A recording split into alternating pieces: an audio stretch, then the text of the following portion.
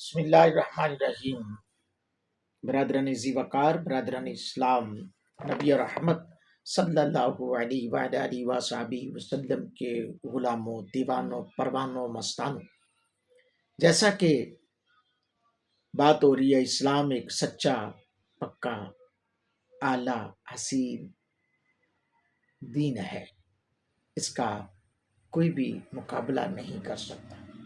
اور پھر عقائد و نظریات کی بات ہو رہی تھی کل، جیسا کہ سورۃ توبہ کے اندر جو اسلام کو نہیں مانتے ان کے ساتھ لین دین، رہن سہن، دوستیاں، یاریاں، اس حوالے سے قرآن پاک کی آیات بنیاد سے میں نے ثابت کیا کہ ان کے لیے آپ کیا کر سکتے ہیں اور کیا نہیں کر سکتے۔ میرے دوستو، قرآن پاک واضح الفاظ میں اہل ایمان کی ہر جگہ پر تربیت فرماتا ہے۔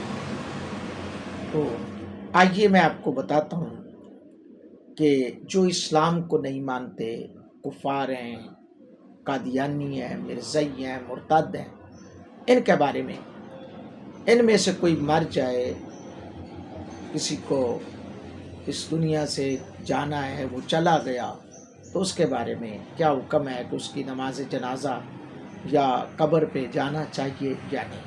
آئیے میں قرآن سے ثابت کرتا ہوں۔ اللہ رب العالمین قرآن مجید فرقان حمید کے اندر ارشاد فرماتا ہے،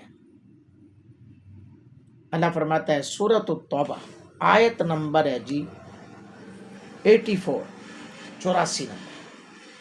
اللہ فرماتا ہے وَلَا تُصَلِّ عَلَىٰ أَحَدٍ مِّنْهُمْ مَاتَ أَبَدًا وَلَا تَقُمْ عَلَىٰ قَبْرِهِ إِنَّهُمْ كَفَرُوا بِاللَّهِ وَرَسُولِهِ وَمَاتُوا وَهُمْ فَاسِقُونَ۔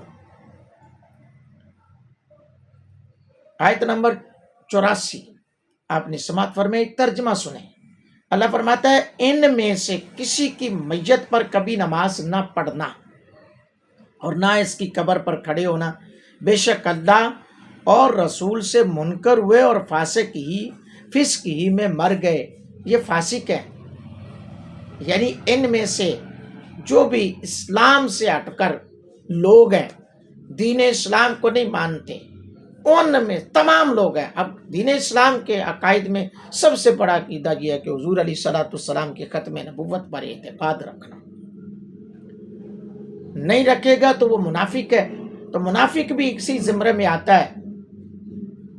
تو لہذا پتہ چلا ان میں سے کوئی بھی جو اسلام کو نہ مانے، جو رسول اللہ صلی اللہ علیہ وسلم کی حقانیت کو نہ مانے، ختم نبوت کو نہ مانے، وہ سارے کے سارے ان میں سے انہی لوگوں میں شامل ہیں جن کے بارے میں حکم ہے کہ ان میں سے اگر کوئی مر جائے تو اس کی نماز جنازہ نہ پڑھی جائے، نہ اس کے قبر پر کھڑے ہو کر دعا کی جائے، بے شک اللہ اور اس کے رسول سے یہ منکر ہوئے اور فسق ہی میں مر گئے۔ اب آپ دوستان محترم دیکھ لیجئے، فیصلہ اب آپ کے پاس ہے کہ آپ نے کیا کرنا ہے۔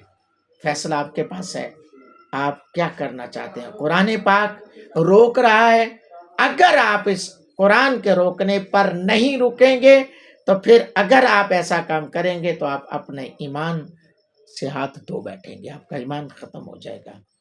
اپنا خیال رکھیے اور اس طرح کی اچھی اچھی ویڈیوز کو سننے کے لیے چینل کو سبسکرائب، فالو، لائک ضرور کر دیں۔ اگلی ویڈیو میں آپ کو بتانے والا ہوں کہ مال کی وجہ سے کچھ لوگ کہتے ہیں جی دیکھیں ایسے لوگوں کے پاس مال کتنا ہے، تو قرآن کیا کہتا ہے اس حوالے سے ضرور سنیے گا۔ جزاک اللہ۔